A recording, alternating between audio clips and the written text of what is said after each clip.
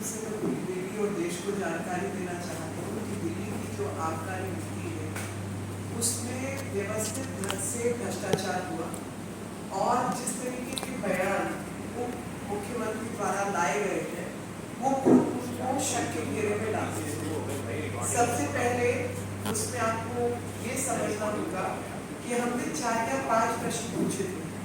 पहला प्रश्न पूछा था कि 144 करोड़ रुपया का लाभ आपने इन लोगों को दिया, जवाब दें हाँ या नहीं। दूसरा सवाल हमने इनसे पूछा था कि जो ब्लैक लिस्टेड कंपनीज हैं, क्या आपने ब्लैक लिस्टेड कंपनीज को टेंडर प्रोसेस में सिर्फ भागीदार नहीं बनाया बल्कि धंधे में भी भागीदारी दी? क्या वहां पे एक कॉकस जैसे इकट्ठा गैंग बनके वो 3-4 कंपनियों ने कोऑर्डिनेटेड तरीके से टेंडर में पार्टिसिपेट किया था या नहीं किया था? और इन सब के रहते जो भ्रष्टाचार हुआ है उस भ्रष्टाचार के बारे में आपको क्या कहना है? और अब जिस तरीके से इन्होंने आबकारी नीति को निरस्त किया है तो मैं यही आपके माध्यम से बताना चाहती हूँ कि निरस्त करने से किए हुए पाप नहीं धुल जाते।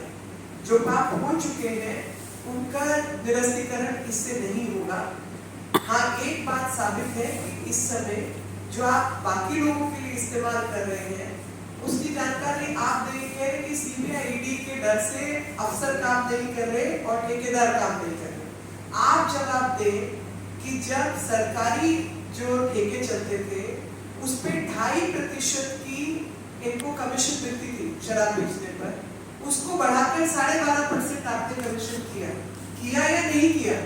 और जब ये कहते कि 800 दुकानें थी ठेके की और हमने एक भी दुकान की संख्या नहीं बढ़ाई, तो मैं 2 विषय आपके सामने जरूर रखना चाहती हूँ। पहला विषय ये है कि 2015 में 600 दुकानें थी, 2019 में 800 दुकानें थी। तो इस आबकारी नीति के आने से पहले आप ही की सरकार थी जिसमें ये संख्या भी बढ़ाई गई थी और उसी पुरानी नीति का लाभ भी उठाया गया था। और जब आज 400 कुछ दुकानें हैं उसके लिए आप जिम्मेदार नहीं है। उसमें जो मास्टर प्लान है दिल्ली